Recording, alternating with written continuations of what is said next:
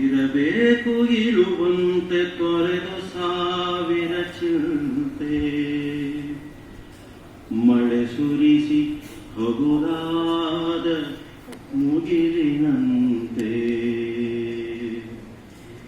ಇರಬೇಕು ಇರುವಂತೆ ತೊರೆದು ಸಾವಿರ ಚಿಂತೆ, ಮಳೆ ಸುರಿಸಿ ಹಗುರಾದ ಮುಗಿಲಿನಂತೆ. ಮಳೆ ಸುರಿಸಿ ಹಗುರಾದ ಮುಗಿಲಿನಂತೆ, ಮಳೆ ಸುರಿಸಿ ಹಗುರಾದ ಮುಗಿಲಿನಂತೆ. ತನ್ನೊಡಲ ತಾರೆಗಳ ಗುಡಿಸಿ ರಾಶಿಯ ಮಾಡಿ, ಬೆಳಕಿನುಂಡೆಯ ಬಾನಿ ಉರುಳು ಬಿಟ್ಟು. ತನ್ನೊಡಲ ತಾರೆಗಳ ಗುಡಿಸಿ ರಾಶಿಯ ಮಾಡಿ, ಬೆಳಕಿನುಂಡೆಯ ಬಾನಿ ಉರುಳು ಬಿಟ್ಟು. ಹೇಗೆ ಮರೆಯಾಗುವುದು ನಿರ್ಧನಿಕನಟ್ಟಿರುಳು, ಹಾಗೆ ಬಾಡಿಸು ಗುರುವೆ ಕರುಣೆ ಇಟ್ಟು.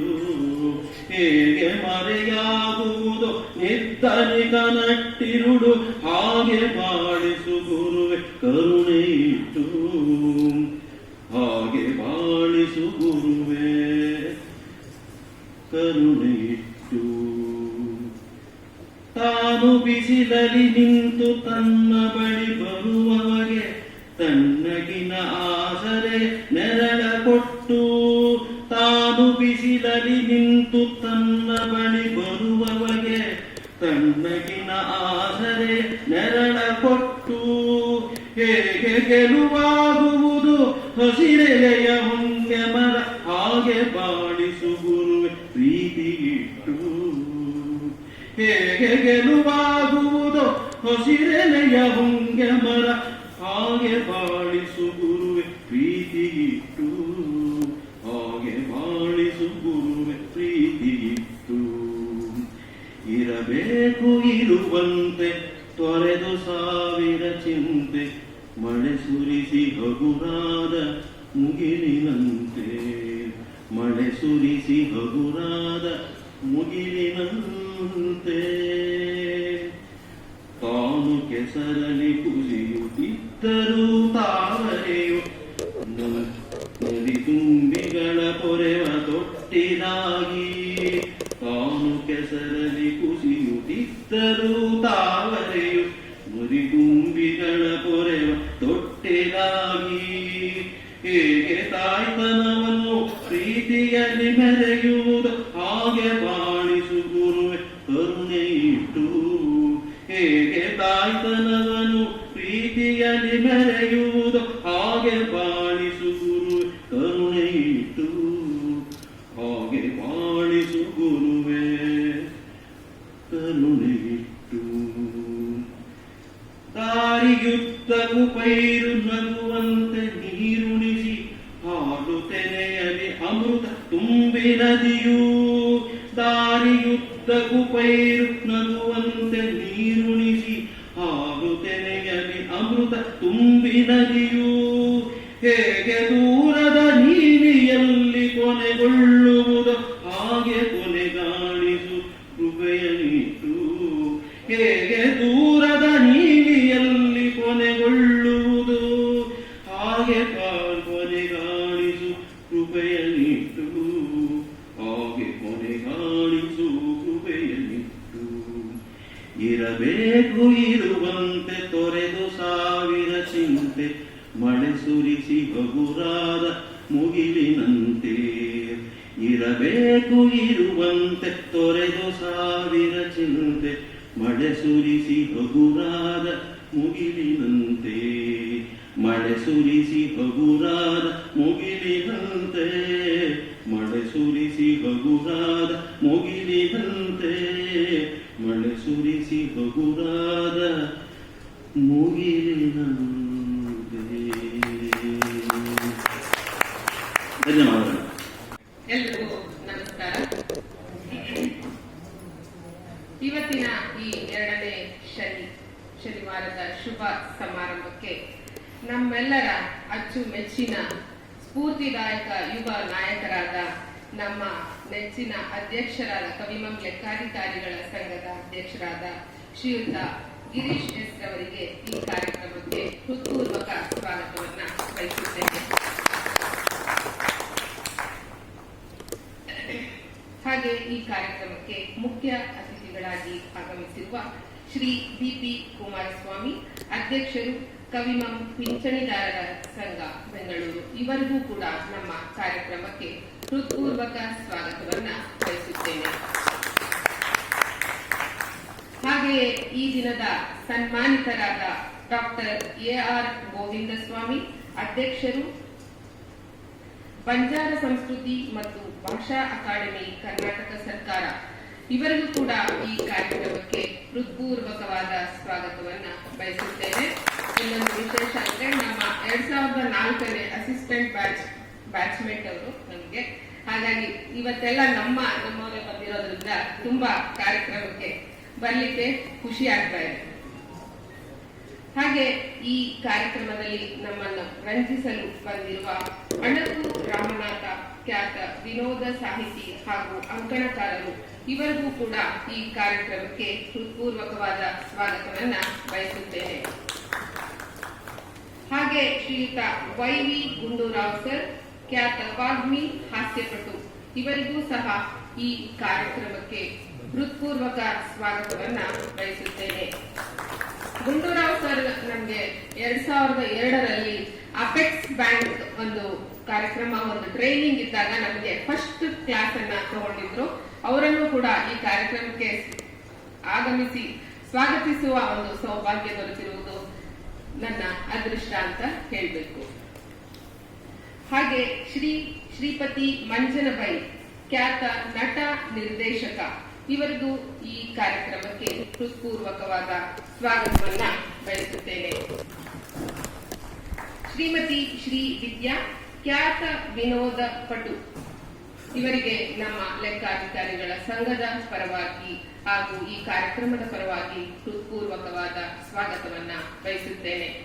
ಹಾಗೆ ನಮ್ಮ ಲೆಕ್ಕಾಧಿಕಾರಿಗಳ ಸಂಘದ ಪದಾಧಿಕಾರಿಗಳಾದ ಶ್ರೀಯುತ ಧನಂಜಯ ಅವರು ಈ ಕಾರ್ಯಕ್ರಮಕ್ಕೆ ಆಗಮಿಸಿರ್ತಾರೆ.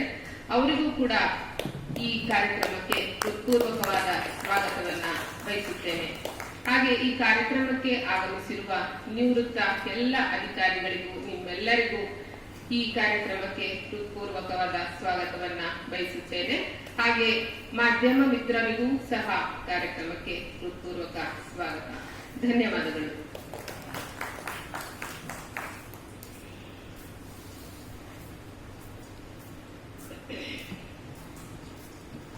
ಹಾಗೆ ಈ ಕಾರ್ಯಕ್ರಮಕ್ಕೆ ಪ್ರಸ್ತಾವನಾ ಭಾಷಣವನ್ನ ನನಗೆ ಕೊಟ್ಟಿರ್ತಾರೆ.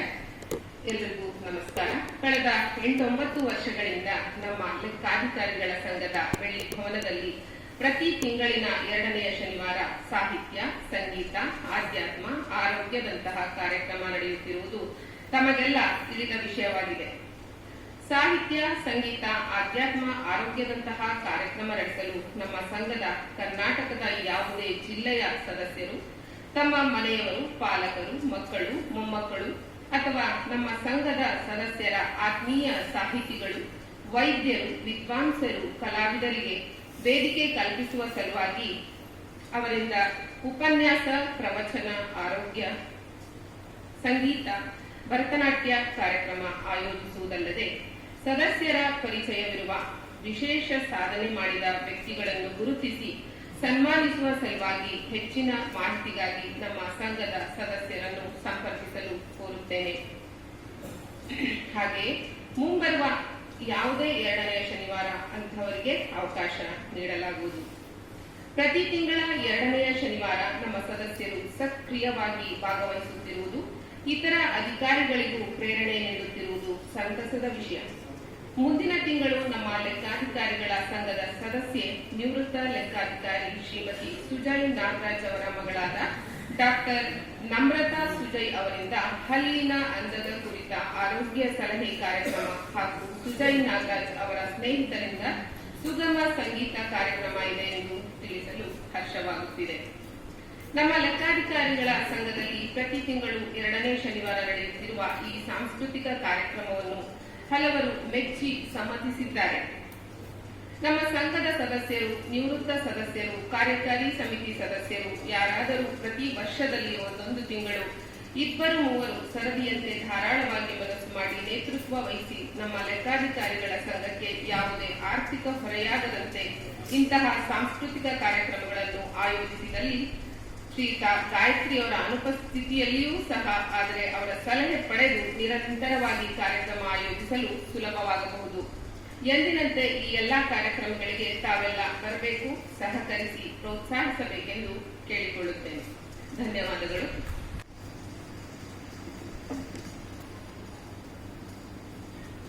ಎಲ್ಲರಿಗೂ ನಮಸ್ಕಾರ. ವೇದಿಕೆಯ ಮೇಲಿರ್ತಕ್ಕಂಥ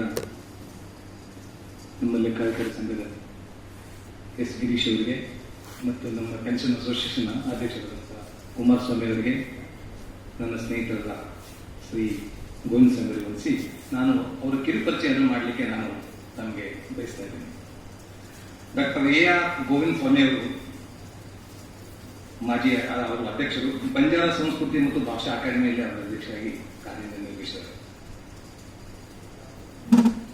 ಡಾಕ್ಟರ್ AR ಗೋವಿಂದ ಸ್ವಾಮಿ ಅವರು ಮೂಲತಃ ರಾಮನಗರ ಜಿಲ್ಲೆಯ ಕೈಲಾಂಜಿ ಹೋಬಳಿಯ ಅಮ್ಮನಪುರ ತಾಲೂಕು ತಾಂಡಾದ ರಾಮನಾಯಕ್ ಹವೋಲೆ ಗಂಗೂಬಾಯಿ ಅವರ ಪುತ್ರರು. ಇವರು 14ನೇ ಮಾರ್ಚ್ 1968 ಜನಿಸಿದ್ದಾರೆ. ಡಾಕ್ಟರ್ AR ಗೋವಿಂದ ಸ್ವಾಮಿ ಅವರು ಲೇಖಕರು, ಅಂತಾರಾಷ್ಟ್ರೀಯ ಮಾನವ ಸಂಪನ್ಮೂಲ ತಜ್ಞರು, ರಾಷ್ಟ್ರ ಮಟ್ಟದ ಹಾಗೂ ಅಂತಾರಾಷ್ಟ್ರೀಯ ಪ್ರಶಸ್ತಿಗಳ ವಿಜೇತರು, 8ಕ್ಕೂ ಹೆಚ್ಚು ಬಾರಿ ಕೇಂದ್ರ ಸಾಹಿತ್ಯ ಅಕಾಡೆಮಿಯ ವಿಶ್ವ ಸಾಹಿತ್ಯ ಸಮ್ಮೇಳನದಲ್ಲಿ ಮತ್ತು ವಿಶ್ವ ರಂಗಭೂಮಿ ಸಮ್ಮೇಳನಗಳಲ್ಲಿ ರಾಜ್ಯ ಹಾಗೂ ರಾಷ್ಟ್ರವನ್ನು ಪ್ರತಿನಿಧಿಸಿದ್ದಾರೆ. 4 ಚಿನ್ನದ ಪದಕಗಳು, ಅಭಿನಯದ ನಂತರ ವಿಜೇತರು, ರಂಗನಟರು, ರಂಗತಜ್ಞರು, ಟಿವಿ ಮತ್ತು ಸಿನಿಮಾ ನಟರು, ಉಪನ್ಯಾಸಕರು. ಡಾಕ್ಟರ್ ರಾಜ್ಕುಮಾರ್ ಅವರ ಚಲನಚಿತ್ರ ಅಭಿನಯದ ನಂತರ ಅಭಿನಯಿಸಿದ ಭಕ್ತ ಅಂಬರೀಶ್ ನಾಟಕಕ್ಕೆ ಸಹ ನಿರ್ದೇಶಕರಾಗಿ ಕೆಲಸ ಮಾಡಿರುತ್ತಾರೆ. ಹೀಗೆ ಅನೇಕ ನಾಟಕದ ನಿರ್ದೇಶಕರು, ವಿನ್ಯಾಸಕರು, ಕವಿ, ನಾಟಕಕಾರರು, ರಂಗ ವಿಮರ್ಶಕರು, ಜಾನಪದ ವಿಶ್ಲೇಷಕರು, ಸಂಶೋಧಕರು, ಪತ್ರಿಕಾ ಸಂಪಾದಕರು, ಪ್ರಗತಿಪರ ಹೋರಾಟಗಾರರು, 100 ಕಾರ್ಯಕ್ರಮಗಳನ್ನು ನಿರೂಪಕರು, 100 ಸಂಘಟನೆಗಳಲ್ಲಿ ಸಂಸ್ಥಾಪಕರು, ಹೀಗೆ ಆಯಾ ವಿಷಯಗಳಲ್ಲಿ ತಮ್ಮ ಕೆಲಸವನ್ನು ಮಾಡಿದ್ದಾರೆ. ಇವರಿಗೆ ಬೆಂಗಳೂರು ವಿಶ್ವವಿದ್ಯಾಲಯದಿಂದ ಡಾಕ್ಟರೇಟ್ ಪದವಿಯನ್ನು ಸಹ ನೀಡಿದ್ದಾರೆ. ನಮ್ಮ ಟಿವಿಯಲ್ಲಿ ಒಂದು ಜ್ಯೋತಿ ಬೆಳಗುತ್ತಿದೆ ಅಂತ ಒಂದು ಪತ್ರಿಕೆ ಬರ್ತದೆ, ಅದಕ್ಕೆ ಇವರೇ ಸಂಪಾದಕರು. ನಮ್ಮ ಕಾವೇರಿ ಭವನದಲ್ಲಿ ಸತತವಾಗಿ ಒಂದು ಹೆಚ್ಚಿನಾಗಿ ಹಲವಾರು ಚಲನಚಿತ್ರಗಳಲ್ಲಿ ನಿಲ್ಲಿಸಿದ್ದಾರೆ. 70 ಚಲನಚಿತ್ರಗಳಲ್ಲಿ ನಿಲ್ಲಿಸಿದ್ದಾರೆ. 175 ಸೀರಿಯಲ್ಗಳನ್ನು ಮಾಡಿದ್ದಾರೆ. ನಾಟಕ ಅಂತೂ ನಮ್ಮ ಮನಸ್ಸಿನಲ್ಲಿ ಲೆಕ್ಕ ಇಲ್ಲ. ಯಾಕಂದ್ರೆ ರಂಗಭೂಮಿ ಕಲಾವಿದರು ಯಾವುದೋ ಹಾಸ್ಯ ಪಾತ್ರ ಕೊಡ್ರಿ, ಯಾವುದೋ ಏಕಾಗ್ರ ಪಾತ್ರ ಇರಲಿ, ಯಾವುದೇ ಇರಲಿ ಅದನ್ನು ಸಲೀಸವಾಗಿ ಮಾಡ್ತಾರೆ. ಮತ್ತೆ ಮೇಲಾಗಿ ಅವರು ನಮ್ಮ ಸ್ನೇಹಿತರು ಮತ್ತು ಅನೇಕ ಅಂತಾರಾಷ್ಟ್ರೀಯ ಪ್ರಶಸ್ತಿಗಳನ್ನು ಪಡ್ಕೊಂಡಿದ್ದಾರೆ. ಒಂದಲ್ಲ ಎರಡಲ್ಲ 10 ಬಾರಿ ಅವರು ನಮ್ಮ ಕೇಂದ್ರ ಸಾಹಿತ್ಯ ಅಕಾಡೆಮಿಗೆಲ್ಲ ಅವರ ಸದಸ್ಯರಾಗಿ ಹೋಗಿದ್ದಾರೆ. ಹೀಗಾಗಿ ಅವ್ರ ಬಗ್ಗೆ ಎಷ್ಟು ಹೇಳಿದ್ರು ಕಡಿಮೆ. ನಮ್ಮಲ್ಲಿ ಇರ್ತಕ್ಕಂಥ ಅವರು ಒಂದೇ ಮಾತು ಹೇಳಬೇಕಾದ್ರೆ ಅವರು ಸ್ನೇಹಜೀವಿ. ಮತ್ತೆ ನಮ್ಮಲ್ಲಿ ಆಡಳಿತದಲ್ಲಿ ಕನ್ನಡ ಅಂತಕ್ಕಂಥ ನಮ್ದು ಏನು ಮೊದಲು ಸ್ಟಾರ್ಟಿಂಗ್ ಆಯ್ತು, ಅದಕ್ಕೆ ಮೂಲ ಕಾರಣಕರ್ತರು ಗೋವಿಂದ ಸ್ವಾಮಿ ಅವರು. ಹೋರಾಡಿ ಕನ್ನಡ ಮಾಡಬೇಕು, ಕನ್ನಡ ಬಳಸಬೇಕು, ಕನ್ನಡದಲ್ಲಿ ಎಲ್ಲ ಇರಬೇಕಂತಕ್ಕ ಪ್ರತಿಪಾದನೆ ಮಾಡಿ ನಮ್ಮನ್ನೆಲ್ಲರೂ ಸಂಘಟನೆಗೆ ಇದ್ದಾರೆ. ಇವರು ನಮ್ಮ ಕನ್ನಡ ಸಂಘ ಅಂತ ಒಂದಿದೆ ನಮ್ಮಲ್ಲಿ ಕಾವೇರಿ ಭವನದಲ್ಲಿ. ಅವರು ಕಾರ್ಯದರ್ಶಿಯಾಗಿ, ನಾನು ಜಾಯಿಂಟ್ ಕಾರ್ಯದರ್ಶಿಯಾಗಿ ನಾನು ಅವ್ರ ಜೊತೆ ನನ್ನ ಕೆಲಸವನ್ನು ನಿರ್ವಹಿಸಿದ್ದೀನಿ. ಹೀಗಾಗಿ ಹಲವಾರು ಬಾರಿ ಅವರಿಗೆ ಇನ್ನೊಂದು ಪ್ರಶಸ್ತಿ, ಅವ್ರಿಗೇನೋ ಸನ್ಮಾನ ಮಾಡ್ತಾ ಇದ್ರಿ, ಇದು ತುಂಬಾ ಯೋಗ್ಯವಾದಂತ ಹೇಳಿ ಈ ಒಂದು ಕಾರ್ಯಕರ್ತರಾದಂತಹ ಡಿಜಿ ಗಾಯತ್ರಿ ಅವರಿಗೆ ಮತ್ತು ಅವರ ತಂಡವರಿಗೆ ಎಲ್ಲರಿಗೂ ವಂದಿಸಿ ನನ್ನ ಕಿರುಪರಿಚಯ ಮುಗಿಸ್ತೀನಿ. ನಮಸ್ಕಾರ.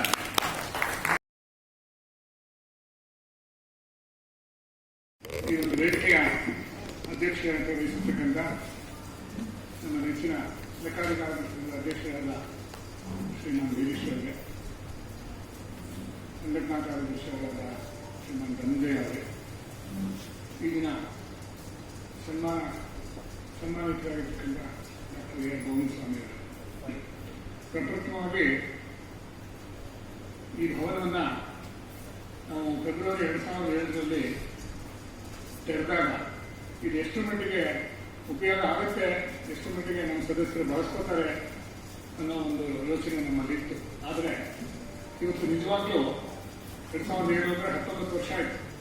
90 ವರ್ಷದಿಂದ ಇದನ್ನ ಕೇವಲ ನಮ್ಮ ಸದಸ್ಯರ ಮತ್ತು ಸಾರ್ವಜನಿಕರ ಕುಟುಂಬದ ಸಮಾರಂಭಗಳಿಗೆ ಮಾತ್ರ ಬಳಸ್ತಾ ಇದ್ರು. ಆದರೆ 2017ರಿಂದ ಇವತ್ತುವರೆಗೆ 9 ವರ್ಷದಲ್ಲಿ ನಮ್ಮ ಗಾಯತ್ರಿ ನಿವೃತ್ತರು, ನಮ್ಮ ಪಿಂಚಣಿದಾರ ಸಂಘದ ಸದಸ್ಯರು, ಸೊ ಅವರ ನೇತೃತ್ವದಲ್ಲಿ ಪ್ರತಿ ಮಾಹೆ 2ನೇ ಶನಿವಾರ ಈ ಕಾರ್ಯಕ್ರಮಗಳನ್ನು ನಡೆಸ್ಕೊಂಡು ಬರ್ತಾ ಇದ್ದಾರೆ.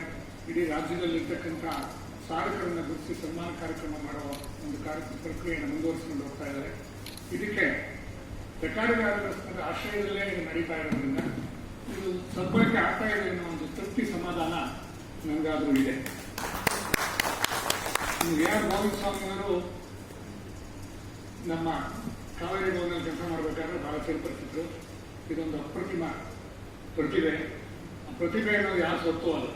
ನಾನು ಯಾವಾಗಲೂ ನಾನೆಲ್ಲಾದ್ರೂ ಮಾಡಿದ್ರೆ ಈ ಗಾಯತ್ರಿ ಅವರಿಗೆ ನನಗೆ ಬರೀ 10 ನಿಮಿಷ ಟೈಮ್ ಕೊಡ್ತಾರೆ. 10 ನಿಮಿಷದಲ್ಲಿ ಗೋವಿಂದ ಸ್ವಾಮಿನ ಸ್ಕ್ವೀಸ್ ಮಾಡೋದು ಬಹಳ ಕಷ್ಟ. ಈಗ ಒಂದು ರೆಸ್ಯೂಮ್ ಕಳಿಸು ಅಂತ ಹೇಳಿದ್ದೆ, ಒಂದು 10 ಪುಟ ಇದೆ, ಅದು ಓದಕ್ಕೆ 1-1.5 ಗಂಟೆ ಬೇಕು. ಹಾಗಾಗಿ ಅಷ್ಟು ಸಂಕ್ಷಿಪ್ತವಾಗಿ ಅವರಿಗೆ ಅವರ ಒಂದು ಪ್ರತಿಭೆಯನ್ನು ಹಂಚಿಕೊಳ್ಳೋದಕ್ಕೆ ಇಷ್ಟಪಡ್ತೀನಿ. ಇದೊಂದು ಬಹುಮುಖ ಪ್ರತಿಭೆ. ನೀವೆಲ್ಲ ನೋಡಿರ್ತೀರಿ, ನಾಟಕದಲ್ಲಿ, ಧಾರಾವಾಹಿಯಲ್ಲಿ, ಸಿನಿಮಾದಲ್ಲಿ ಒಂದು ಆಡುಮುಟ್ಟದ ಸೊಪ್ಪಿಲ್ಲ ಅಂತ ಹೇಳ್ತಾರೆ. ಹಾಗಾಗಿ ಅವರು ಕೈಯಾಗ ಇರೋ ಕ್ಷೇತ್ರ ಇಲ್ಲ, ಮತ್ತೆ ಸಾಧನೆ ಮಾಡಿರೋದು ಅದು ಮಿತಿನೇ ಇಲ್ಲ. ಇವಾಗ ಎಷ್ಟು ಟೈಮ್ ಸಿಕ್ತು ಇವರಿಗೆ ಅಂತ ಸುಮಾರು ಒಂದು 10 ಡಿಪ್ಲೊಮಾ ಡಿಗ್ರಿ ಇದೆ. ಯಾವಾಗ ಮಾಡಿದ್ರೆ ಇದೆಲ್ಲ ಆಫೀಸ್ ಕೆಲಸ ಮಾಡ್ಕೊಂಡು ನಾವು ಯಾರು ಕೇಳಿದ್ರೆ ನಮ್ಗೆ ಸಮಯ ಇಲ್ಲ ಅಂತೀವಿ ಎಲ್ಲರೂ. ಬಟ್ ಇವ್ರು ಯಾವಾಗ ಸಮಯ ಸಿಕ್ತು ಅಂತ ನಮ್ಗೆ ಆಶ್ಚರ್ಯ ಆಗ್ತಾ ಇದೆ. ಇವರು ಈಗಾಗಲೇ ಮುರಾರಿ ಅವರು ಅವರ ಹುಟ್ಟುವಿನ ಬಗ್ಗೆ ಹೇಳಿದ್ದಾರೆ. ಅವರ ಅಕಾಡೆಮಿಕ್ ಕ್ವಾಲಿಫಿಕೇಶನ್ ಮ್ಯೂಸಿಕ್, ಡ್ಯಾನ್ಸ್, ಡ್ರಾಮಾದಲ್ಲಿ BA ನಲ್ಲಿ ಫಸ್ಟ್ ರ್ಯಾಂಕ್ ಬೆಂಗಳೂರು ವಿಶ್ವವಿದ್ಯಾಲಯದಲ್ಲಿ ಆಗಲೇ ಅವರು ಶುರು ಮಾಡ್ಕೊಂಡಿದ್ದಾರೆ. MA ನಲ್ಲಿ ಅದೇ music, dance and drama second rank. BV ಕಾರಂತರ ರಂಗಭೂಮಿ ಬಗ್ಗೆ ಅದು ಅಧ್ಯಯನ ಮಾಡಿ ಅದರಲ್ಲಿ PhD ಪಡ್ಕೊಂಡಿದ್ದಾರೆ. ಇದರ ಜೊತೆಗೆ ಅವರಿಗೆ ವಿವಿಧ ಸಂಘ ಸಂಸ್ಥೆಗಳಿಂದ 4 ಚಿನ್ನದ ಪದಕಗಳು ಬಂದಿದ್ದಾರೆ. ಅದು ಆಕ್ಟಿಂಗ್ ಅಂಡ್ ಡೈರೆಕ್ಷನ್ ಅಲ್ಲಿ. ಮೊದಲನೇದು ಭರತನಾಟ್ಯ. ಈ ಭರತನಾಟ್ಯ ಯಾವಾಗಲೂ ಮಾಡಿ ತೋರಿಸಿಲ್ಲ, ಯಾವಾಗಲಾದ್ರೂ ಅವಕಾಶ ಕೊಟ್ಟರೆ ಒಂದ್ಸಾರಿ ಬಂದು ತೋರಿಸಿ ಅಂತ ಭರತನಾಟ್ಯದಲ್ಲಿ BS ಕೌಶಿಕ್ ಅವಾರ್ಡ್ ಬಂದಿದೆ. ಫಿಲಿಂ ಕೆರಿಯರ್ನಲ್ಲಿ ಎ ನಾಗೇಶ್ವರ ಅಂದ್ರೆ ತೆಲುಗು ಫಿಲಂ ಫೀಲ್ಡ್ನ ದಿಗ್ಗಜರು. ಅವರ ಹೆಸರಿನಲ್ಲಿ ಫಿಲಂ ಕೆರಿಯರ್ಗೆ ಗೋಲ್ಡ್ ಮೆಡಲ್ ಬಂದಿದೆ. ರವಿ ಆರ್ಟಿಸ್ಟ್ ಜೂಬಿಲಿಯಿಂದ ಒಂದು ಚಿನ್ನದ ಪದಕ ಬಂದಿದೆ. MLV ಶಾಸ್ತ್ರಿ ಅವರ ಸಂಸ್ಥೆಯಿಂದ ಕೂಡ ಒಂದು ಚಿನ್ನದ ಪದಕ ಬಂದಿದೆ. ಇದಲ್ಲದೆ ಅವರು ಬರೀ ಕರ್ನಾಟಕ ರಾಜ್ಯ, ರಾಷ್ಟ್ರ ಅಥವಾ ಅಂತಾರಾಷ್ಟ್ರೀಯ ಮಟ್ಟದಲ್ಲಿ ಅಲ್ಲ, ಅಲ್ಲೆಲ್ಲ ಕೂಡ ಒಂದು ರಿಸೋರ್ಸ್ ಪರ್ಸನ್ ಆಗಿ ಗುರುತಿಸಿಕೊಂಡಿದ್ದಾರೆ. ಅಂದರೆ ಸಂಪನ್ಮೂಲ ವ್ಯಕ್ತಿಯಾಗಿ ಅವರು ಗುರುತಿಸಿಕೊಂಡಿದ್ದಾರೆ. ಅದರಲ್ಲಿ ಕೆಲವೊಂದೇ ಮಾತ್ರ ನಾನು ಬರ್ಕೊಂಡಿದ್ದೀನಿ. ಭಾರತದ 75ನೇ ಸ್ವಾತಂತ್ರ್ಯೋತ್ಸವದ ಸಂದರ್ಭದಲ್ಲಿ ಅವರು ನಿರೂಪಕರ ಕೆಲಸ ಮಾಡಿದ್ದಾರೆ. ಸಾಹಿತ್ಯ ಅಕಾಡೆಮಿನಲ್ಲಿ ಅವರೊಬ್ಬ ರಿಸೋರ್ಸ್ ಪರ್ಸನ್ ಆಗಿದ್ದರು. ಇಂಡಿಯನ್ ಕಲ್ಚರಲ್ ಮಿನಿಸ್ಟ್ರಿ, ವಿಶ್ವ ಕನ್ನಡ ಸಮ್ಮೇಳನ, ಇಂಟರ್ನ್ಯಾಷನಲ್ ಬಂಜಾರ ಸಾಹಿತ್ಯ ಸಮ್ಮೇಳನ, ಇದನ್ನೆಲ್ಲ ಮಾಡಬೇಕಾದ್ರೆ ಸಾಕಷ್ಟು ಅಧ್ಯಯನ ಮಾಡಬೇಕಾಗಿತ್ತು. ಬಹಳ ಕಷ್ಟ ಆಗುತ್ತೆ ಅಷ್ಟು ಸಮಯ ಕೊಟ್ಟು ಅಧ್ಯಯನ ಮಾಡತಕ್ಕಂಥದ್ದು. ಆಮೇಲೆ ಇನ್ನೊಂದು ಮುಖ್ಯವಾದ ವಿಷಯ ಅಂತಂದ್ರೆ ಚೀಫ್ ಮಿನಿಸ್ಟರ್ಗಳು ಯಾರು ಈ ಒಂದು ಆಯವ್ಯಯ ಮಂಡಿಸ್ತಾರೆ, ಆ ಮ್ಯಾನಿಫೆಸ್ಟೋ ಮಾಡೋದ್ರಲ್ಲೂ ಕೂಡ ಅವ್ರ ಪಾತ್ರ ಇದೆ. ಅದಕ್ಕೆ ನಾನು ಹೇಳಿದ್ದು ಆಡಳಿತದ ಗೊತ್ತಿಲ್ಲ, ಗೋವಿಂದ ಸ್ವಾಮಿ ಕೈ ಹಾಕದೇ ಇರೋ ಕ್ಷೇತ್ರ ಇಲ್ಲ ಅಂತ. ಅದೇ ರೀತಿ ನಾವು ಅವರನ್ನ ನಮ್ಮ ಕನ್ನಡ ಘಟಕ ಒಂದು ತೆಗೆದಿದ್ದು ಕಾವೇರಿ ಭವನಲ್ಲಿ. ಆ ಘಟಕದಲ್ಲಿ ಕೂಡ ಅವರು ಸಹ ಕೆಲಸ ಮಾಡಿದ್ದಾರೆ. ಆಗ ಆ ಸಮಯದಲ್ಲಿ ನಾವು ಒಂದು ಆಂಗ್ಲ ಪದಗಳನ್ನ ಕನ್ನಡ ನಿಘಂಟು ಮಾಡಬೇಕು ಅಂತಂದಾಗ ಅದನ್ನು ನಾನೊಂದು ಸದಸ್ಯನಾಗಿದ್ದೆ. ಸುಮಾರು 3600 ತಾಂತ್ರಿಕ ಪದಗಳನ್ನ ನಾವು ಕನ್ನಡ ಘಟಕದಲ್ಲಿ ಭಾಷಾಂತರಿಸಿ ಅದೊಂದು ಪುಸ್ತಕ ಕೂಡ ಪಬ್ಲಿಷ್ ಆಗಿದೆ. ಮತ್ತೆ ಬಹಳ ರೆಗ್ಯುಲರ್ ಆಗಿ ದಿನಪತ್ರಿಕೆಗಳಿಗೆ ಅವರು ಆರ್ಟಿಕಲ್ಸ್ ಬರೆಯುವ ಅಭ್ಯಾಸ ಇಟ್ಕೊಂಡಿದ್ರು. ಇದೆಲ್ಲಕ್ಕಿಂತ ಮುಖ್ಯವಾಗಿ ಡಾಕ್ಟರ್ ರಾಜ್ಕುಮಾರ್ ಅವರು 35 ವರ್ಷದ ನಂತರ ರಂಗಭೂಮಿಯಲ್ಲಿ ಭಕ್ತ ಅಂಬರೀಷ ನಾಟಕ ಪ್ರದರ್ಶನ ಮಾಡಿದಾಗ ಅದರಲ್ಲಿ ಇವರು ಸಹ ನಿರ್ದೇಶಕರಾಗಿ ಕೂಡ ಕೆಲಸ ಮಾಡಿದ್ದಾರೆ. ಇದೆಲ್ಲ ಬಹಳ ಹೆಮ್ಮೆಯ ವಿಷಯ. ಮತ್ತೆ ಈಗಲೂ ಅವರು ಇನ್ನೊಂದು 2 ವರ್ಷ ಸರ್ವಿಸ್ ಇದೆ, ಆಮೇಲೆ ಸಂಪೂರ್ಣವಾಗಿ ಸ್ವತಂತ್ರ ಆಗ್ಬಿಡ್ತಾರೆ. ಇನ್ನೂ ಏನೇನು ಮಾಡ್ತಾರೆ ಅಂತ ಮುಂದಿನ ದಿನಗಳಲ್ಲಿ ನೋಡೋಣ. ಗಾಯತ್ರಿ ಅವರು ಕೊಟ್ಟಿರೋ ಸಂವಿಧಾನ ಭಾಷೆಗಳು ಜಾಸ್ತಿ ಸಮಯ ಥ್ಯಾಂಕ್ ಯು. ಇದು ನನ್ನ ಊರು, ನನ್ನ ಮನೆಯಲ್ಲಿ ಯಾರು ಸಾಮಾನ್ಯವಾಗಿ ಸನ್ಮಾನ ಮಾಡಿದ್ರೆ ಅದು ಹಬ್ಬ, ಅದು ದೊಡ್ಡ ಹಬ್ಬ ನಮಗೆ. ಹಾಗೆ ಇವತ್ತು ನನಗೆ ಅನಿಸ್ತಾ ಇದೆ, ನಮಗೆ ದೊಡ್ಡ ದೊಡ್ಡ ಸನ್ಮಾನಗಳು ಬೇರೆ ಬೇರೆ ವ್ಯಕ್ತಿಗಳಲ್ಲಿ ಎಷ್ಟೇ ಸಿಕ್ಕಿದ್ರು ಇಲ್ಲಿನ ಒಂದು ಸಣ್ಣ ಸನ್ಮಾನ ಆದರೂ ಕೂಡ ಅದು ನಮಗೆ ಬೃಹತ್ ಸನ್ಮಾನದ ರೀತಿಯಲ್ಲಿ ನಾವು ಪರಿಗಣಿಸ್ತೀವಿ. ಯಾಕಂದ್ರೆ ಅದು ತಾಯಿ ಹೃದಯದಿಂದ ಬರುವಂತ ಸನ್ಮಾನ.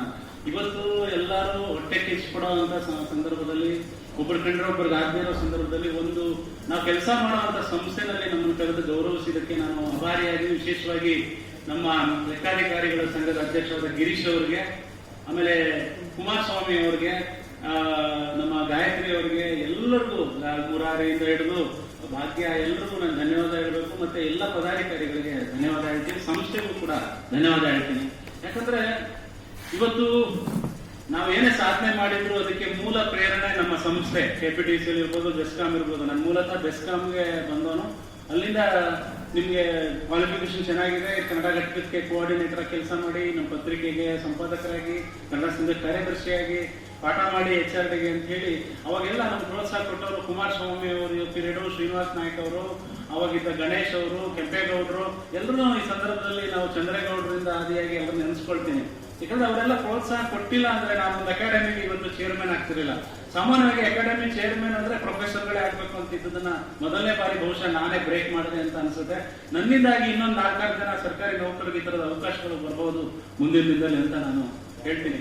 ಇನ್ನೊಂದು ಸಂಸ್ಥೆ ಬಗ್ಗೆ ಹೇಳ್ಬೇಕು ಅಂದ್ರೆ, ಲೆಕ್ಕಾಧಿಕಾರಿಗಳ ಸಂಘ ಈ ತರದ ಒಂದು ಭವನವನ್ನ ಕಟ್ಟಿ ಇವತ್ತು ನಮ್ಮ ಭಾರತ ಮಂಚೂಣಿನಲ್ಲಿ ಆರ್ಥಿಕವಾಗಿ ಸಬಲತೆ ಸಾಧಿಸಿದೆ, GDP ಮೌಲ್ಯ ಹೆಚ್ಚಾಗಿದೆ, ಭ್ರಷ್ಟಾಚಾರ ಕಡಿಮೆ ಆಗಿದೆ ಅಂದ್ರೆ ಅದಕ್ಕೆಲ್ಲ ಮೂಲ ಕಾರಣಕರ್ತರು ಲೆಕ್ಕಾಧಿಕಾರಿಗಳು ಅಂತ ನಾನು ಹೇಳ್ತೀನಿ.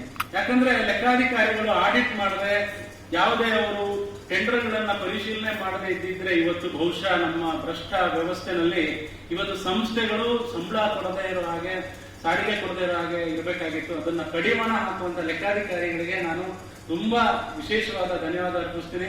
ಯಾಕಂದ್ರೆ ಅವರು ಅಗತ್ಯ ತುಂಬಾ ಇದೆ ನಮ್ಮ ದೇಶಕ್ಕೆ ಅಂತ ಹೇಳಿ. ಚೈನಾ ಕಂಪೇರ್ ಮಾಡ್ಕೊಂಡ್ರೆ ಇವತ್ತು ನಾವು ಸಾಧನೆಯಲ್ಲಿ ತೀರಾ ಅಷ್ಟು ಏನು ಹಿಂದುಳಿದಿಲ್ಲ. ಆದ್ರೆ ಆ ಪಾರದರ್ಶಕತೆ, ಸಂವಿಧಾನದ 100% ಜಾರಿಯಾಗುವಂತದ್ದು, ಕಾನೂನು ಜಾರಿಯಾದ್ರೆ ಇವತ್ತು ನೋಡಿ ಯುವ ಮುಖ್ಯಮಂತ್ರಿಗಳು ಎಲ್ಲಾ ಕಡೆ, ತಮಿಳುನಾಡು ಇರ್ಬೋದು, ಬೇರೆ ಬೇರೆ ರಾಜ್ಯಗಳಲ್ಲಿ ಈಗ DK ಶಿವಕುಮಾರ್ ಅವರು ಬಂದಿದ್ದಾರೆ, ಬೇರೆ ಬೇರೆಯವರೆಲ್ಲ, ಇವರು ಸಿದ್ದರಾಮಯ್ಯ ಅವರು ಸೆಂಟ್ರಲ್ ಇದರಲ್ಲೂ ಕೂಡ ಸರ್ಕಾರದಲ್ಲಿ ಕೆಲವರು ಒಳ್ಳೊಳ್ಳೆ ಕೆಲಸಗಳನ್ನ ಮಾಡ್ತಿರೋದ್ರ ನಮ್ಮ ದೇಶಕ್ಕೆ ಹೆಚ್ಚಿನ ಪ್ರಗತಿ ಸಾಧ್ಯ ಆಗುತ್ತೆ ಅಂತ ನಾನು ಈ ಸಂದರ್ಭದಲ್ಲಿ ಹೇಳಕ್ ಇಷ್ಟಪಡ್ತೀನಿ. ವಿಶೇಷವಾಗಿ ನಾನೇನು ಜಾಸ್ತಿ ಮಾತಾಡಕ್ ಹೋಗೋದಿಲ್ಲ. ಇವತ್ತೇನಾದ್ರೂ ನೀವು ಇಲ್ಲಿ ನನ್ನನ್ನ ಕರೆದೇವು ಅಂತ ಹೇಳಿ ಸರ್ಕಾರನೇ ಮಾಡಿದೆ, 15 ದಿನ ರಜೆ ಕೂಡ ಕೊಡುತ್ತೆ. ವಿಶೇಷವಾಗಿ ನಾವೆಲ್ಲ ಅಂತಾರಾಷ್ಟ್ರೀಯ ಮಟ್ಟಕ್ಕೆ ಹೋಗ್ತೀವಿ ಅಂದಾಗ ಸ್ಪೋರ್ಟ್ಸ್ ಇದ್ದಷ್ಟೇ ಕಲ್ಚರ್ಗೆ, ಸಾಹಿತ್ಯಕ್ಕೆ ಬೆಲೆ ಇದೆ. ಹಾಗಾಗಿ ಹೆಚ್ಚಿನ ಸಂಖ್ಯೆಯಲ್ಲಿ ಇದು ತೊಡಗೋದ್ರಿಂದ ಕೌಶಲ್ಯ ಕ್ರಿಯಾತ್ಮಕತೆ ಹೆಚ್ಚಾಗುತ್ತೆ ಅಂತ ಈ ಸಂದರ್ಭದಲ್ಲಿ ಹೇಳ್ತಾ, ನಾನು ಕೂಡ ಕುಮಾರಸ್ವಾಮಿ ಅವರ ಓದಿನಲ್ಲಿ ಆಡಳಿತದಲ್ಲಿ ಕನ್ನಡ ಪಾಠ ಮಾಡೋದ್ರ ಜೊತೆಗೆ ನಾನೇ ಒಂದು ಪಠ್ಯವನ್ನ ತಯಾರು ಮಾಡಿದೆ.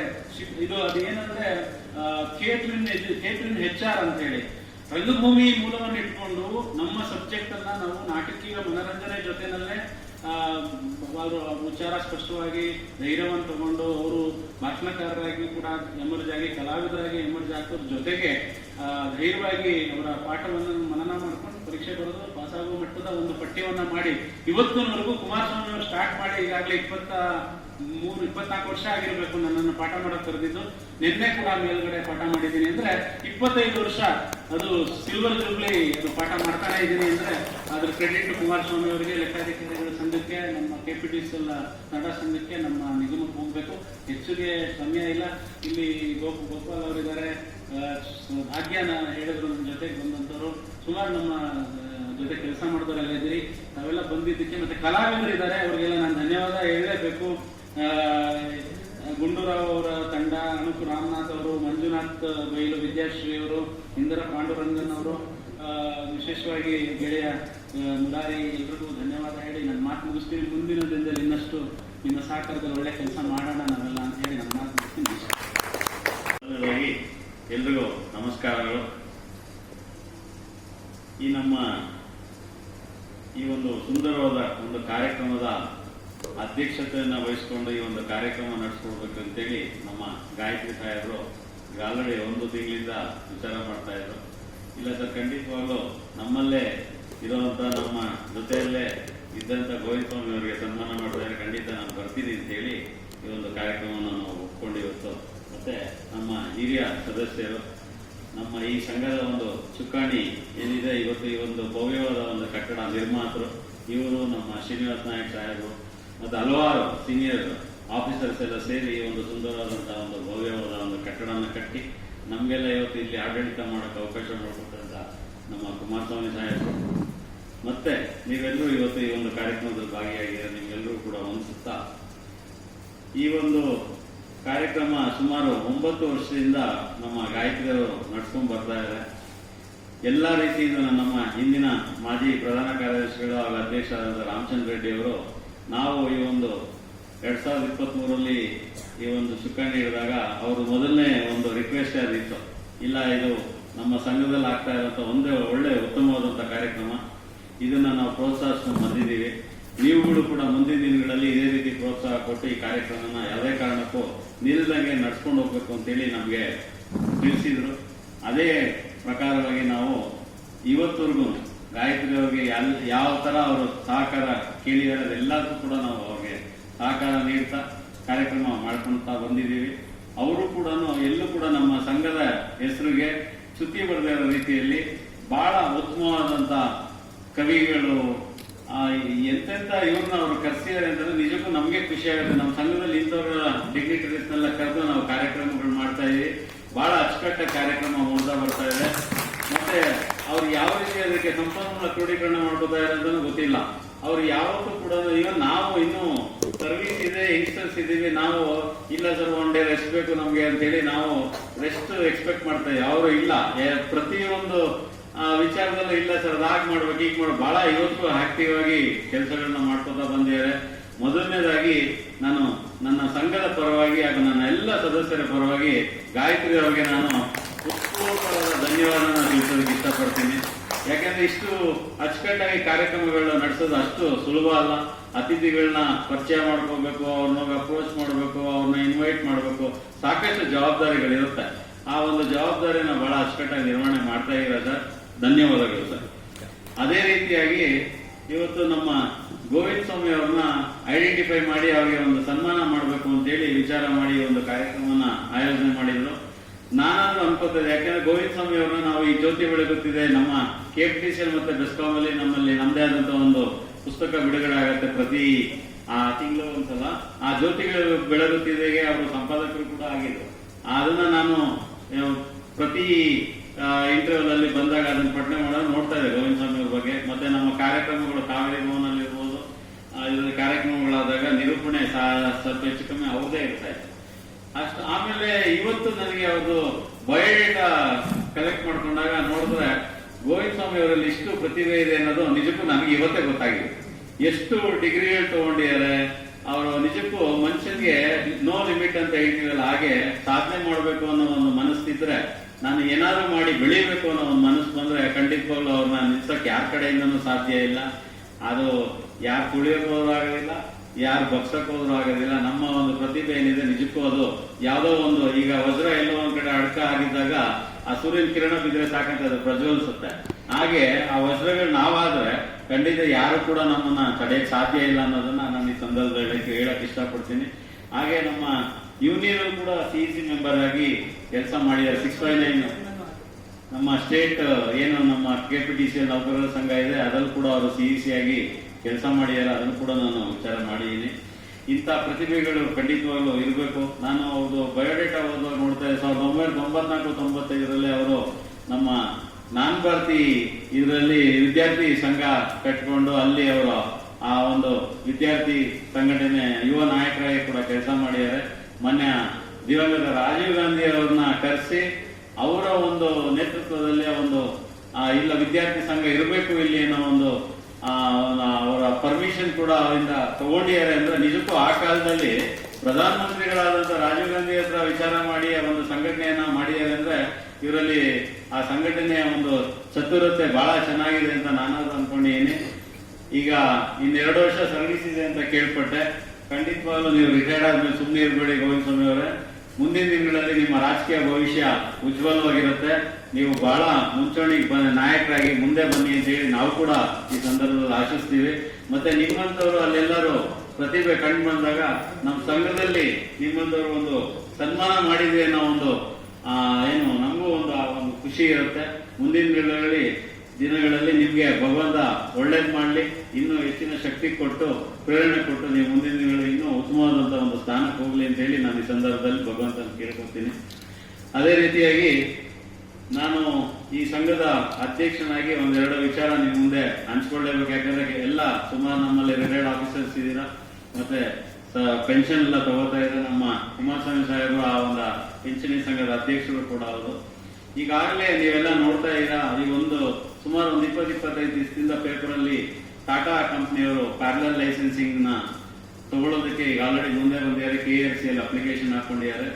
ಆ ವಿಚಾರವಾಗಿ ನಾವು ಈವನ್ ಪೆನ್ಷನರಿ ಸಂಘ ಮತ್ತೆ ನಮ್ಮ ಎಲ್ಲ ಫೆಡರೇಷನ್ ಏನಿದೆ, ನೌಕರರ ಸಂಘ, ಇಂಜಿನಿಯರ್ಗಳ ಸಂಘ, ಎಲ್ಲ ಫೆಡರೇಷನ್ ವತಿಯಿಂದ ಅದ್ರ ಬಗ್ಗೆ ಸಾಕಷ್ಟು ವಿಚಾರ ಮಾಡಿ ಅದನ್ನ ಏನಾದ್ರು ಮಾಡಿ ತಡಿಬೇಕು ಅನ್ನೋ ಒಂದು ನಿಟ್ಟಿನಲ್ಲಿ ನಾವು ಆಲ್ರೆಡಿ ಕಾರ್ಯಕ್ರಮಗಳು ಮಾಡಿಕೊಂಡು ನಾವೆಲ್ಲ ಹಂತವಾಗಿ ಎಲ್ಲ ಕಂಪನಿ ಮಟ್ಟದಲ್ಲಿ ರಾಜಕೀಯ ವ್ಯಕ್ತಿಗಳನ್ನ, MLAಗಳನ್ನ, ಲೋಕಲ್ ರೈತರ ಸಂಘದವ್ರನ್ನ ಅವನ್ನೆಲ್ಲ ಭೇಟಿ ಮಾಡಿ ಆಗ್ತಾ ಇರುವಂತ ಅನಾಹುತ ಏನು ಅನ್ನೋದ್ರ ಬಗ್ಗೆ ಈಗ ಆಲ್ರೆಡಿ ನಾವು ಅವ್ರಿಗೆ ವಿಚಾರ ತಿಳಿಸ್ತಾ ಇದ್ದೀವಿ. ಎಷ್ಟೋ ಜನಕ್ಕೆ ಒಂದು ಏನು ಕ್ರಿಟಿಕ್ಸ್ ಮೈಂಡ್ ಏನಿದೆ ಅಂದ್ರೆ ಪ್ರೈವೇಟೈಸ್ ಆಗಲಿ ಅಥವಾ ಪ್ಯಾರಲೈಸಿಂಗ್ ಆಗಲಿ ನಮ್ಗೇನು ಸಮಸ್ಯೆ ಇಲ್ಲ, ಅವ್ರ ಎಂಪ್ಲಾಯೀಸ್ಗೆ ಸಮಸ್ಯೆ, ಅಲ್ಲಿ ಕೆಲಸ ಮಾಡುವಂತ ನೌಕರರಿಗೆ ಸಮಸ್ಯೆ ಅನ್ನೋದು ತುಂಬಾ ಜನ ತಲೆಯಲ್ಲಿದೆ. ಖಂಡಿತವಾಗ್ಲೂ ಅದು ತಪ್ಪು ಅಭಿಪ್ರಾಯ. ಯಾಕೆ ಅಂತಂದ್ರೆ ನಮ್ಗೆ ಈಗ ಆಲ್ರೆಡಿ ಟ್ರೈಪಾರ್ಟ್ ಅಗ್ರಿಮೆಂಟ್ ಏನ್ ನಾವು ಹಿಂದೆ KEB ಇಂದ ಡಿಫಂಕ್ಷನಿಂಗ್ ಮಾಡುವಂತ ಸಂದರ್ಭದಲ್ಲಿ ನಾವೊಂದು ಟ್ರೈಪಾರ್ಟ್ ಅಗ್ರಿಮೆಂಟ್ ಅಂತ ಮಾಡ್ಕೊಂಡಿದ್ದೀವಿ. ಸರ್ಕಾರದ ಒಂದು ಸ್ವಾಮ್ಯತ್ವದಲ್ಲಿ ನಮ್ದು ಮ್ಯಾನೇಜ್ಮೆಂಟ್ ಮತ್ತೆ ಲೇಬರ್ ಪಾರ್ಟಿಸಿಪೇಷನ್ ಅಲ್ಲಿ ಈ ಒಂದು ಸರ್ವಿಸ್ ಬೆನಿಫಿಟ್ಸ್, ಇವಾಗ ಕೆಲಸ ಮಾಡ್ತಾ ಇರುವಂತ ಎಂಪ್ಲಾಯೀಸ್ ಯಾವುದೇ ಕಾರಣಕ್ಕೂ ಚ್ಯುತಿ ಬರಬಾರ್ದು. ಅವರು ಇರೋವರೆಗೂ ಅವರ ಒಂದು ಸರ್ವಿಸ್ ಬೆನಿಫಿಟ್ಸ್ ಏನಿದೆ ಅದನ್ನ ಕಾಪಾಡ್ಕೊಳ್ಳೇಬೇಕು, ಅದನ್ನ ಸತ್ಯಾಗತೆ ಅವ್ರು ಕೊಡ್ಲೇಬೇಕು ಅನ್ನೋ ರೀತಿಯಲ್ಲಿ ನಮಗೆ ಟ್ರೈಪಾರ್ಟ್ ಅಗ್ರಿಮೆಂಟ್ ಇದೆ. ಹಾಗಾಗಿ ಎಂಪ್ಲಾಯೀಸ್ಗಾಗ್ಲಿ ಅಧಿಕಾರಿಗಳಿಗಾಗ್ಲಿ ಕೆಲಸ ಮಾಡ್ತಾ ಇರೋಂಥವ್ರಿಗೆ ಯಾವುದೇ ರೀತಿಯಿಂದನೂ ಸಮಸ್ಯೆ ಇಲ್ಲ. ಮೊದಲನೇ ವಿಚಾರ. ಎರಡನೇ ವಿಚಾರ ಏನಂತಂದ್ರೆ ಈಗ ಆಲ್ರೆಡಿ ಬಾಂಬೆಯಲ್ಲಿ, ಒರಿಸ್ಸಾದಲ್ಲಿ ಮತ್ತೆ ಡೆಲ್ಲಿಯಲ್ಲಿ ಈ ಟಾಟಾ ಕಂಪನಿಯವರಿಗೆ ಆಲ್ರೆಡಿ ಪ್ಯಾರಲಲ್ ಲೈಸೆನ್ಸಿಂಗ್ ತಗೊಂಡು ಅವರು ಡಿಸ್ಟ್ರಿಬ್ಯೂಷನ್ ಕಂಪನಿನ ನಡೆಸ್ತಾ ಇದ್ದಾರೆ. ಬಟ್ ಆದ್ರೆ ಸಮಸ್ಯೆ ಏನಾಗಿದೆ ಅಂತಂದ್ರೆ ನಾವು ನಮ್ಮ ಗ್ರಾಹಕರಿಗೆ ಕೊಡ್ತಾ ಇರೋದು ₹5.45. ಈ ಫಿಕ್ಸ್ಡ್ ಚಾರ್ಜಸ್ ಎಲ್ಲ ಸೇರಿದ್ರೆ ಮ್ಯಾಕ್ಸಿಮಮ್ 6-6 ರೂಪಾಯಿವರೆಗೂ ನಾವು ಪರ್ ಯೂನಿಟ್ ಚಾರ್ಜಸ್ ಮಾಡ್ತಾ ಇದೀವಿ ಹಾಗೆ ಡೊಮೆಸ್ಟಿಕ್ ಕನ್ಸ್ಯೂಮರ್ಸ್ಗೆ. ಬೇರೆ ಇದೇ ಟಾಟಾ ಕಂಪನಿಯವರು ಏನು ಡೊಮೆಸ್ಟಿಕ್ ಕನ್ಸ್ಯೂಮರ್ಸ್ಗೆ ಒಂದು ಯೂನಿಟ್ಗೆ ₹11.54 ಅವ್ರು ಚಾರ್ಜ್ ಮಾಡ್ತಾರೆ. ಸೊ ಹೊರೆ ಯಾರಿಗೆ ಬೀಳ್ತಾ ಇದೆ? ಅವರ wheeling charges, cross subsidy charges ಎಲ್ಲ ಹೊರೆನೂ ಕೂಡ ಗ್ರಾಹಕರ ಮೇಲೆ ಆಗ್ತಾ ಇದೆ. ಇವತ್ತು ನಾವು ಯಾವ ಒಂದು ಪೆನ್ಷನ್ ರಿಲೇಟೆಡ್ ಟ್ರಸ್ಟ್ಗೆ ಸರ್ಕಾರದವ್ರು ದುಡ್ಡು ಕೊಡ್ಲಿಲ್ಲ, ನೀವು ನಿಮ್ ಟ್ಯಾರಿಫ್ ಅಲ್ಲೇ ಅದನ್ನ ತಗೊಳ್ಳಿ ಅಂತ ಅಂದಾಗ ಬರೀ 36 ಪೈಸೆನ ನಾವು ಟ್ಯಾರಿಫ್ ಅಲ್ಲಿ ತಂದಾಗ ಬಹಳ ನಮ್ ಬಗ್ಗೆ ಈವನ್ ಈ ಕಾಸಿಯಾದವ್ರು ಇರ್ಬೋದು ಮತ್ತೆ ಪಬ್ಲಿಕ್ ಇಂದ ಇರ್ಬೋದು, ನ್ಯೂಸ್ ಚಾನೆಲ್ ನಲ್ಲಿ ಪೇಪರ್ಗಳಲ್ಲೆಲ್ಲ ಬಹಳ ಕೆಟ್ಟದಾಗಿ ನಮ್ ಬಗ್ಗೆ ಬಿಂಬಿಸಿದ್ರು. ಅವ್ರ ಪೆನ್ಷನ್ ಬೆನಿಫಿಟ್ ನೆಲ್ಲ ನಾವೇ ಕಟ್ಟಬೇಕು ಹಾಗೆ ಹೀಗೆ ಅಂತೇಳಿ ಪಬ್ಲಿಕ್ ಎಲ್ಲ ಸಾಕಷ್ಟು ಅದ್ರ ವಿಚಾರನ ಗಲಾಟೆನೂ ಮಾಡೋದು. ಕೆಲವರು ಕೋರ್ಟ್ಗೂ ಕೂಡ ಹೋಗಿದ್ರು, ಕೋರ್ಟ್ ಅಲ್ಲಿ ಲಿಟ್ರಲಿ ಪಾಲಿಸಿ ಇಶ್ಯೂಸ್ ಆಗಿರೋದ್ರಿಂದ ಅದು ಸ್ಕ್ವಾಶ್ ಆಯ್ತು. ಆ ತರ ಒಂದು ಸಂದರ್ಭದಲ್ಲಿ ನಾವೆಲ್ಲ ಇದ್ವಿ. ಇವತ್ತು ಪ್ಯಾರಲಲ್ ಲೈಸೆನ್ಸಿಂಗ್ ತಗೊಂಡು ಟಾಟಾದವ್ರು ಬಂದು ₹11.54 ಇಲ್ಲ ₹12 ಅವರು ಏನಾದ್ರು ಟ್ಯಾರಿಫ್ ನ ಫಿಕ್ಸ್ ಮಾಡಿದ್ರೆ ಇವತ್ತು ನಾವು ಸಾಮಾನ್ಯ ಗ್ರಾಹಕರ ಕತೆ ಏನಾಗುತ್ತೆ? ಆಮೇಲೆ ರೈತರಿಗೆ ನಾವು ಇವತ್ತು ಬಹಳಷ್ಟು ಸಬ್ಸಿಡಿಯಲ್ಲಿ ಅಪ್ ಟು 10 days ನಾವು ಅವರಿಗೆ irrigation pump free of cost ಅವರಿಗೆ ಪವರ್ ಸಪ್ಲೈನ ಕೊಡ್ತಾ ಇದೀವಿ. ಅದು ಸರ್ಕಾರದ ಒಂದು ಕಾರ್ಯಕ್ರಮ ಇರೋದ್ರೆ ಸರ್ಕಾರದವರು ನಮಗೆ ಫ್ರೀಕ್ವೆಂಟ್ ಆಗಿ ಕೊಡದೇ ಇರೋ ಅಟ್ಲೀಸ್ಟ್ 3 months ಒಂದು 6 months ಒಂದು ಸಬ್ಸಿಡಿ ರೂಪದಲ್ಲಿ ನಮಗೆ ಹಣ ಕಟ್ತಾ ಇದೆ. ಆದ್ರೆ ಸರ್ಕಾರ ಅದರ ಸಬ್ಸಿಡಿನ ಹೊಣೆ ಹೊರಿಸ್ಕೊಂಡಿದೆ. ಆದ್ರೆ ಈ ಪ್ಯಾರಲಲ್ ಲೈಸೆನ್ಸಿಂಗ್ ಬಂದು ಇವರೆಲ್ಲರೂ ಇವತ್ತು ಟಾಟಾದವ್ರು ಬಂದಿದ್ದಾರೆ, ನಾಳೆ ಇನ್ಯಾರೋ ಅದಾನಿ ಬರ್ತಾರೆ, ನಾಳೆ ಇನ್ಯಾವುದೋ ಒಂದು ಕಂಪನಿ ಬರುತ್ತೆ. ಯಾಕಂದ್ರೆ ಒಬ್ರು ಬಂದ ಮೇಲೆ ಖಂಡಿತವಾಗ್ಲೂ ಇದು ಸುಮ್ಮನೆ ಇರುವಂತ ವಿಚಾರ ಅಲ್ಲ. ನಿಮ್ಗೆ ಗೊತ್ತಿದೆ ಇವತ್ತು ಏನು ಹಿಂದಿನ ಕಾಲದಲ್ಲಿ ರಿಟೇಲ್ ಸ್ಟೋರ್ ಅಂತ ಒಂದೊಂದು ಏರಿಯಾಗೆ ಒಂದೊಂದು ರಿಟೇಲ್ ಸ್ಟೋರ್ ಇರ್ತಾ ಇತ್ತು. ಆ ಸ್ಟೋರ್ ಅಲ್ಲಿ ಪ್ರತಿಯೊಬ್ರು ಮನೆಯವರೆಲ್ಲ ವರ್ತನೆ ಮಾಡ್ಕೊಂಡು ತಿಂಗಳ ಅವರಿಗೆ ಪಾವತಿ ಮಾಡುವಂತ ವಿಚಾರ ಇಟ್ಕೊಂಡು ಮನೆಗೆ ರೇಷನ್ ಆಗಲಿ ಇನ್ನೊಂದಾಗ್ಲಿ ತಗೋತಾ ಇದ್ರು. ಇವತ್ತು ಮಾಲ್, ಈ ಡಿಮಾರ್ಟ್ ಇದು ಅಂತ ಹೇಳಿ ಆ ಸಂಸ್ಕೃತಿಗಳು ಬಂದ್ಮೇಲೆ ನಿಜಕ್ಕೂ ಇವತ್ತು ಎಷ್ಟೋ ರಿಟೇಲ್ ಸ್ಟೋರ್ಗಳವರು ಏನು ನಮ್ಗೆ ವ್ಯಾಪಾರ ಆಗ್ತಾ ಇಲ್ಲ ಅಂತ ಹೇಳ್ಬಿಟ್ಟು ಅವರೆಲ್ಲ ಇವತ್ತು ಬೇರೆ ಬೇರೆ ಒಂದು ವೃತ್ತಿಯನ್ನ ವಿಚಾರ ಮಾಡುವಂತ ಒಂದು ಸಂದರ್ಭ ಕ್ರಿಯೇಟ್ ಆಗಿದೆ. ಹಾಗೆ ತಾವೆಲ್ಲ ಇಲ್ಲಿ ತಿಳಿದಿರೋರು ಇದ್ದೀರಾ, ನಿಮ್ಗೆಲ್ಲರಿಗೂ ಇದು ಮಾಹಿತಿ ಇರಲಿ. ನಿಮ್ಮ ಅಕ್ಕಪಕ್ಕದಲ್ಲಿ ಇರುವಂತವ್ರು ಅಥವಾ ಅಪಾರ್ಟ್ಮೆಂಟ್ ಗಳಲ್ಲಿ ಕೆಲಸ ಮಾಡುವಂತವ್ರು ಇಲ್ಲೇ ಆದಂತ ಅಸೋಸಿಯೇಷನ್ಗಳಿರುತ್ತೆ, ಅವ್ರಿಗೆಲ್ಲರೂ ಇದ್ರ ಬಗ್ಗೆ ವಿಚಾರ ತಿಳಿಸಿ ಖಂಡಿತವಾಗ್ಲೂ ಇದನ್ನ ನಾವು ವಾಪಸ್ ಮಾಡ್ಲಿಲ್ಲ ಅಂತಂದ್ರೆ ಮುಂದಿನ ದಿನಗಳಲ್ಲಿ ಬಹಳ ಸಮಸ್ಯೆ ಇದೆ. ಹಾಗಾಗಿ ತಾವೆಲ್ಲರೂ ಕೂಡ ನಿಮ್ಮ ಅಸೋಸಿಯೇಷನ್ ವತಿಯಿಂದ ಏನು ಇವತ್ತು 23ನೇ ತಾರೀಕು ಒಳಗಡೆ ಅಬ್ಜೆಕ್ಷನ್ ಫೈಲ್ ಮಾಡಬೇಕು ಅಂತ ಹೇಳಿ ವಿಚಾರ ಇದೆ. ಇನ್ನು ಸಾಕಷ್ಟು ಟೈಮ್ ಇದೆ. ಸಾಧ್ಯವಾದಷ್ಟು ಪಿಟಿಷನ್ಗಳನ್ನ ಫೈಲ್ ಮಾಡಿ, ಮತ್ತೆ ಆನ್ಲೈನ್ ಅಲ್ಲೂ ಕೂಡ ನೀವು ಇಮೇಲ್ ಮುಖಾಂತರ ಫೈಲ್ ಮಾಡಬಹುದು. ಅದು ಸುಮಾರು ಗ್ರೂಪ್ಗಳಲ್ಲೆಲ್ಲ ಶೇರ್ ಆಗಿದೆ. ಇಲ್ಲಾಂದ್ರೆ ಖಂಡಿತವಾಗ್ಲೂ ನಮ್ಮನ್ನು ಅಪ್ರೋಚ್ ಮಾಡಿ ಅಲ್ಲ ಈ ಲಿಂಕ್ ಎಲ್ಲ ನಾವು ಅದನ್ನ ಫಾರ್ವರ್ಡ್ ಮಾಡ್ಕೊಡ್ತೀವಿ. ಎಷ್ಟು ಸಾಧ್ಯ ಆಗುತ್ತೆ ನೀವು ಅದನ್ನ ಅಬ್ಜೆಕ್ಟ್ ಮಾಡಬೇಕು ಅಂತ ಹೇಳಿ ನಿಮ್ಮಲ್ಲಿ ನಾನು ಕಳಕಳಿಯಿಂದ ಮನವಿ ಮಾಡ್ತಾ ಈ ಒಂದು ಕಾರ್ಯಕ್ರಮಕ್ಕೆ ನಮ್ಮನ್ನ ಕರೆಸಿ ಸನ್ಮಾನ ಕಾರ್ಯಕ್ರಮದಲ್ಲಿ ಭಾಗವಹಿಸೋದಕ್ಕೆ ಅವಕಾಶ ಮಾಡಿಕೊಟ್ಟಂತ ಗಾಯತ್ರಿ ಅವರಿಗೆ, ನಮ್ಮ ಪೂರ್ಣಿಮಾ ಮೇಡಮ್ ಅವರಿಗೆ, ಅಥವಾ ಎಲ್ಲ ಈ ಒಂದು ಕಾರ್ಯಕ್ರಮದ ಭಾಗಿಗಳಾಗಿ ಏನು ಸಂಘಟಿತರಿದ್ದೀರೋ ನಿಮ್ಮೆಲ್ಲರಿಗೂ ನಾನು ವಂದಿಸ್ತಾ ನನಗೆ ಈ ಕಾರ್ಯಕ್ರಮದಲ್ಲಿ ಮಾತಾಡಕ್ಕೆ ಅವಕಾಶ ಕೊಟ್ಟಂತ ನಿಮ್ಮೆಲ್ಲರಿಗೂ ವಂದಿಸಿ ನಾನು ಮಾತು ಮುಗಿಸ್ತಾ ಇದ್ದೀನಿ. ಜೈ ಹಿಂದ್, ಜೈ ಕರ್ನಾಟಕ.